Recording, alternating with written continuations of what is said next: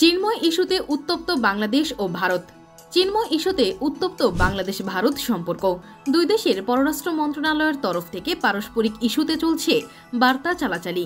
গত বৃহস্পতিবার কলকাতায় ডেপুটি হাই কমিশনের সামনে বাংলাদেশের জাতীয় পতাকা ও প্রধান উপদেষ্টা অধ্যাপক মোহাম্মদ ইউনুসের কুশপুত্তলিকা পুড়িয়েছে বঙ্গীয় হিন্দু জাগরণ নামে একটি সংগঠন। বিপুল সংখ্যক বিক্ষোভকারী কলকাতার ডেপুটি হাই কমিশনের সামনে গিয়ে সহিংস হয়ে ওঠে। ঘটনাটিকে দুঃখজনক উল্লেখ করে তীব্র নিন্দা জানিয়েছে বাংলাদেশ সরকার। বাংলাদেশের পররাষ্ট্র দপ্তর বলেছে, চিন্ময় কৃষ্ণ দাসকে নির্দিষ্ট অভিযোগে গ্রেপ্তারের পর থেকে কিছু মহল তা নিয়ে ভুল তথ্য ছড়াচ্ছে। একথা অজানা নয় যে বিষয়টি নিয়ে রাজনীতি হচ্ছে এবং হবে। এমন একটি প্লট তৈরি করার সুযোগ করে দিল কারা?